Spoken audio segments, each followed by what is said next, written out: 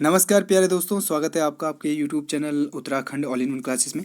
तो दोस्तों, कल जो हमारा टॉपिक था अनेक शब्दों के लिए एक शब्द का चयन आप किस प्रकार करोगे, तो ये कल हम पूरा कर चुके हैं। अगर आपने वीडियो नहीं देखी है तो ऊपर आई बटन में क्लिक कर आप उस वीडियो को ज़रूर देखिएगा।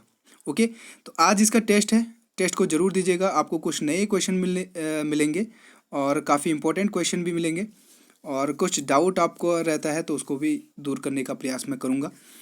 तो टेस्ट ज़रूर दीजिएगा दोस्तों, अंत तक टेस्ट दीजिएगा और अपना स्कोर कमेंट बॉक्स में ज़रूर लिखिएगा दोस्तों। तो चलिए शुरू करते हैं आज का टेस्ट। तो दोस्तों, अभी तक आपने हमारी हिंदी की प्लेलिस्ट को नहीं देखा है, तो अगर आप शुरू से हिंदी की तैयारी करना चाह रहे हैं तो आप प्लेलिस्ट में जो हमारी हिंदी की UK triple S C exam syllabus के अनुसार जो हिंदी पढ़ाई जा रही है उसको आप ज़रूर देखिएगा दोस्तों। ओके, तो पहला क्वेश्चन है दोस्तों, नींद पर विजय प्राप्त करने वाला के लिए एक शब्द क्या होगा। ठीक है, मोस्ट इंपॉर्टेंट है। तो बताइए, नींद पर विजय जो प्राप्त कर लेता है उसके लिए एक शब्द क्या होगा। कल मैं आपको बता चुका हूँ, और बताइए इसका राइट आंसर क्या होगा। तो दोस्तों, इसका राइट आंसर हो जाएगा गुडा केस। ठीक है, गुडा केस हो जाएगा, मितभाषी हो जाएगा दोस्तों। जो कम बोलता है उसको कहा जाता है मितभाषी। ओके, सुषुप्त उसे कहा जाता है दोस्तों जो सोने की इच्छा रखता हो, उसे सुषुप्त कहा जाता है। ठीक है, तो इसका राइट आंसर हो जाएगा गुडा केस। ठीक है, पहली बार जिन जिन क्वेश्चन को आप देख रहे हैं तो उसको आप जरूर नोट डाउन करते चलिएगा। कम बोलने वाला, इसको तो मैंने बताई दिया ऊपर, मिथ भाषी हो जाएगा। नेक्स्ट है छाती के बल चलने वाला। ठीक है, सरीसृप वर्ग इसमें आता है, मैंने आपको कल उदाहरण देके बताया था। तो इसका कहा जाता है दोस्तों उरग। ठीक है, उरग इसका राइट आंसर हो जाएगा। नेक्स्ट है सिर से लेकर पैर तक के लिए एक शब्द क्या होगा। तो इसका राइट आंसर हो जाएगा दोस्तों शिरस्त्राण। ठीक है, सिर से लेकर पैर तक के लिए एक शब्द हो जाएगा शिरस्त्राण। ठीक है, नेक्स्ट है जिसकी भुजाएं घुटनों तक लंबी हो के लिए एक शब्द क्या होगा। तो कहा जाता है दोस्तों जो वीर होते हैं उनकी भुजाएं जो होती हैं वो घुटनों तक लंबी होती हैं। ठीक है, ऐसे वीर और ऐसे व्यक्तियों के लिए एक शब्द क्या होगा। तो इसका राइट आंसर है अजान बाहु। ओके, देखिए जो आपको नए क्वेश्चन दिख रहे हैं आप उनको जरूर याद कीजिएगा दोस्तों। ओके, वैसे देख देख के भी और सुन सुन के काफ़ी याद हो जाता है, तो आप वीडियो को अंत तक देखिएगा। नेक्स्ट है उपन्यास से संबंधित के लिए एक शब्द क्या होगा। तो उपन्यास के लिए हो जाएगा दोस्तों औपन्यासिक। ठीक है, उपन्यासकार नहीं होगा। उपन्यास से जो व्यक्ति संबंधित है उसको उपन्यासकार कहेंगे। ठीक है, और उपन्यास से संबंधित औपन्यासिक हो जाएगा। इतिहास से संबंधित हो जाएगा दोस्तों ऐतिहासिक। ठीक है, नेक्स्ट है पीने की इच्छा के लिए एक शब्द क्या होगा। तो पीने की इच्छा के लिए हो जाएगा दोस्तों पिपासा। ठीक है, प्यास या प्यासा तो उसे कहेंगे जिससे कि जो पानी जिसको प्यास लगी हो। ठीक है, नेक्स्ट है मछली के समान आँखों वाली के लिए एक शब्द क्या होगा। तो मछली के समान आँखों वाली के लिए कहते हैं दोस्तों मीनाक्षी। ठीक है, मृग नयनी हो जाएगा, मृग के समान जिसकी आँखें उसको मृग नयनी कहा जाएगा। अक्षी दोस्तों अक्षी। ठीक है, और चक्षु ये आँख के पर्यायवाची शब्द हैं। ठीक है, पर्यायवाची अभी हम बहुत जल्दी डिस्कस करने वाले हैं दोस्तों। ठीक है, नेक्स्ट नींद पर विजय प्राप्त, अच्छा ये तो पहला ही क्वेश्चन आगे चलते हैं। नेक्स्ट है दोस्तों मूल से संबंधित के लिए एक शब्द क्या होगा। ठीक है, तो मूल क्या होता है दोस्तों, किसी पेड़ की मूल क्या होती है, उसकी जड़ होती है, यानी कि मूल से संबंधित यानी जो जड़ से जुड़ा हुआ के लिए एक शब्द क्या होगा। तो इसका राइट आंसर हो जाएगा दोस्तों मौलिक। ठीक है, मूल से बन जाएगा मौलिक। नेक्स्ट है जिस व्यक्ति की पत्नी मर गई हो उसे क्या कहा जाता है। देखिए इंपॉर्टेंट जिसपे मैंने लगाया हुआ है तो उसको आपने जरूर याद रखना है। तो उसको कहा जाता है दोस्तों विधुर। ठीक है, विधुर नहीं होगा, विधुर होगा। ठीक है, दा और धा में कंफ्यूज नहीं होना, कॉन्सेप्ट क्लियर करते हुए चलना। ठीक है, जिस व्यक्ति की पत्नी मर गई हो उसे विधुर कहा जाता है, बल्कि जिसका पति मर गया उसे विधवा कहा जाता है। नेक्स्ट है हवन की सामग्री के लिए एक शब्द क्या होगा। तो हवन की सामग्री के लिए एक शब्द होगा दोस्तों हवि। ओके, और कुंड क्या होता है, हवन कुंड आपको पता ही है। रवि जो हो जाएगा ये सूर्य का पर्यायवाची होता है। नेक्स्ट उपकार को ना मानने वाला के लिए एक शब्द क्या होगा, ये भी मोस्ट इंपॉर्टेंट है, और इसके लिए हो जाएगा दोस्तों कृतज्ञ। ठीक है, जो उपकार को ना माने उसे कहा जाता है कृतज्ञ, और जो उपकार को माने उसे कहा जाता है कृतज्ञ। ओके, नास्तिक मैंने आपको बताया जो कि भगवान पे विश्वास ना करे उसे नास्तिक, और जो विश्वास करता है उसे आस्तिक कहा जाता है। नेक्स्ट है जिस पर आक्रमण ना किया गया हो के लिए एक शब्द क्या होगा। तो जिस पे आक्रमण ना किया गया उसे कहा जाए दोस्तों अनाक्रांत। ठीक है, और जिसको जीतना मुश्किल हो उसे कहा जाता है अजेय। नेक्स्ट है जिस रोग का ठीक होना असंभव है के लिए एक शब्द क्या होगा। तो जो रोग कभी ठीक नहीं हो सकता दोस्तों उसे कहा जाता है असाध्य। ठीक है, और महामारी आपको पता ही है वर्तमान में कोरोना महामारी क्या है। ठीक है, महामारी दोस्तों एक्चुअल में होती क्या है। ठीक है, पैंडमिक जो होता है महामारी किसी एक पर्टिकुलर क्षेत्र में ना होकर दोस्तों संपूर्ण जगह फैलती जाती है, उसको महामारी कहा जाता है। जिसका जो क्षेत्र होता है वो काफ़ी बड़ा हो जाता है तो उसको महामारी की संज्ञा दी जाती है।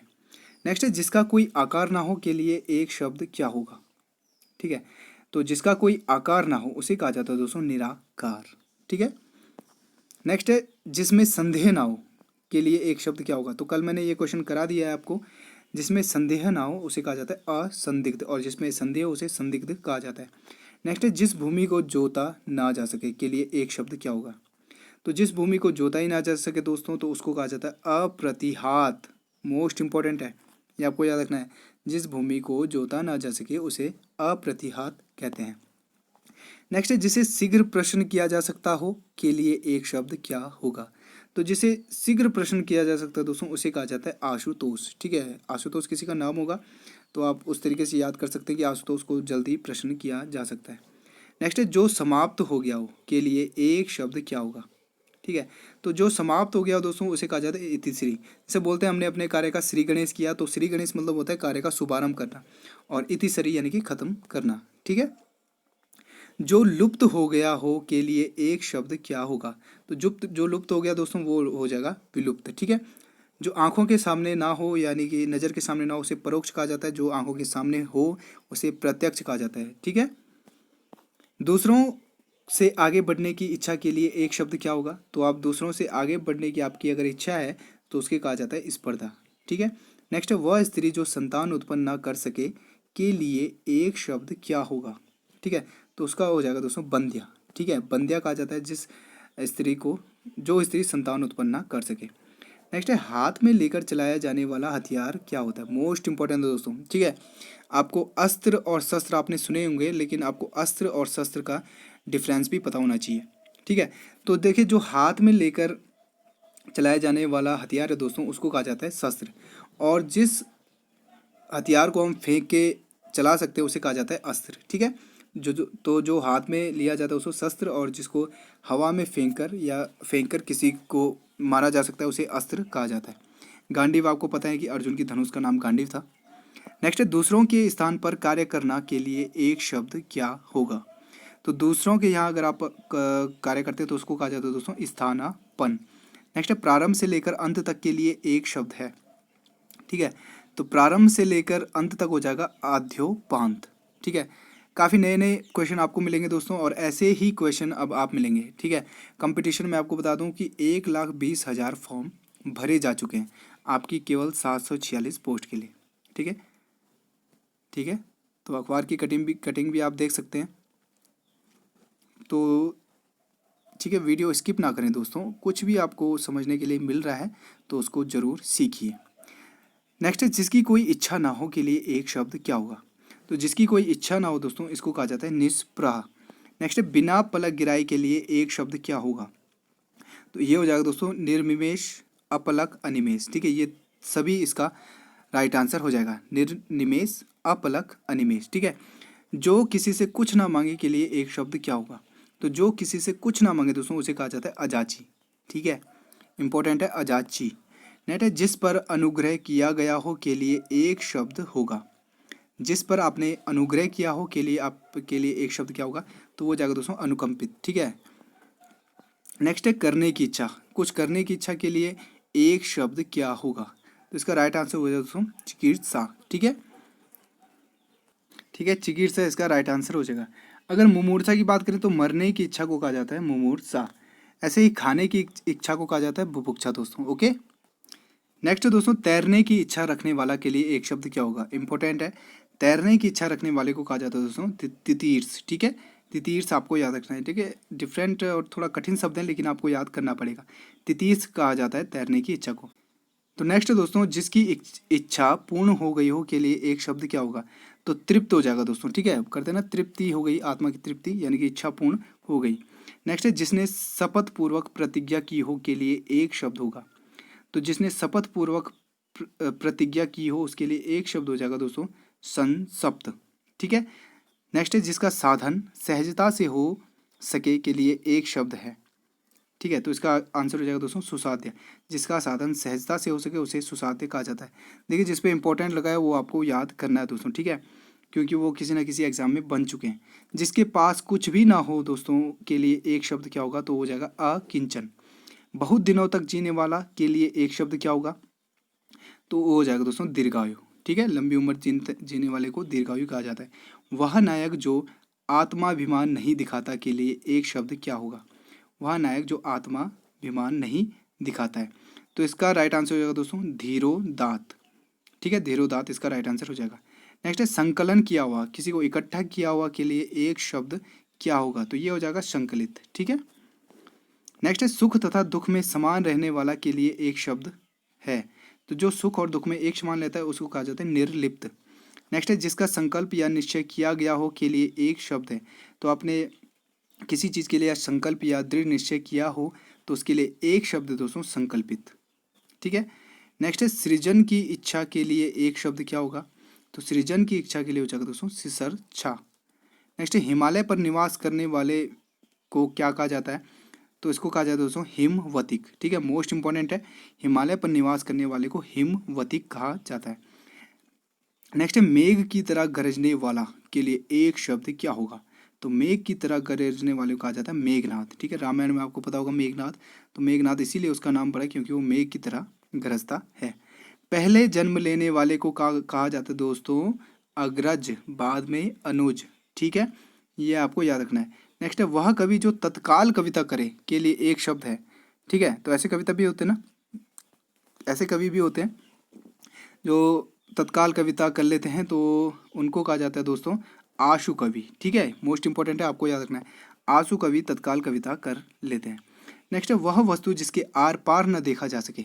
ठीक है, तो जो आर पार देखा जा सके उसको पारदर्शी कहते हैं, जिससे न देखा जाए उसे अपारदर्शी कहेंगे। नेक्स्ट है इंद्र पर विजय प्राप्त करने वाला के लिए एक शब्द होगा इंद्रजीत, और इंद्रियों पर विजय करने वाले को जितेंद्रिय कहेंगे। ठीक है। नेक्स्ट तपस्या करने वाला मनुष्य तो तपस्वी कहलाएगा। ओके।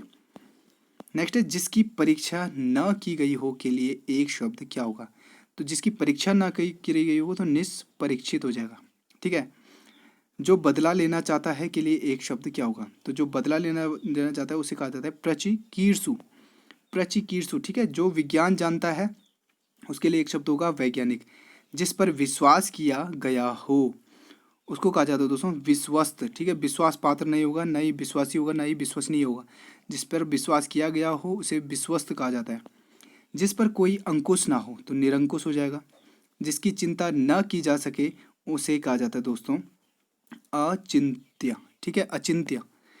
ठीक है, मोस्ट इंपॉर्टेंट है, जिसकी चिंता न की जा सके उसे अचिंत्य कहते हैं। जो चित्त के साथ कार्य के लिए एक शब्द है, चित्त होता है दोस्तों मन, एक मन के साथ या एक चित्त के साथ जो कार्यशील होता है उसे कहा जाता है दत्त चित्त। नेक्स्ट है भविष्य में होने वाला, तो वो होता है भावी। ओके। नेक्स्ट आकाश से संबंधित के लिए एक शब्द है, तो जैसे हमारी आकाश मिसाइल है दोस्तों। ठीक है, जमीन से हवा पे मार करने वाली मिसाइल है आकाश मिसाइल, और ये दोस्तों आकाशीय। ठीक है, आकाश से संबंधित है आकाशीय। नेक्स्ट है जिसकी परीक्षा हो रही हो उसे क्या कहा जाता है, तो जिसकी परीक्षा हो रही है उसे परीक्षार्थी कहेंगे। नेक्स्ट है व्याकरण के आचार्य के लिए एक शब्द क्या होगा, मोस्ट इंपॉर्टेंट है, तो इसे कहा जाता है दोस्तों व्याकरण। काफ़ी बार पूछा गया दोस्तों। ठीक है, तो व्याकरण होता है, व्याकरण के आचार्य के लिए व्याकरण होगा, व्याकरणविद नहीं होगा। ठीक है, तो व्याकरण, जो व्याकरण के आचार्य होते हैं उन्हें व्याकरण कहते हैं। कुंती के पुत्र को क्या कहा जाता है, तो कुंती के पुत्र को कहा जाता है दोस्तों कौन्तेय। ओके। नेक्स्ट है लास्ट क्वेश्चन, प्रवास करने वाला के लिए एक शब्द क्या होगा। अच्छा, क्वेश्चन अभी और है, प्रवास करने वाला के लिए हो जाएगा दोस्तों प्रवासी। ठीक है, बिना विरोध के लिए एक शब्द क्या होगा, तो निर्विरोध। ये तो इजी है।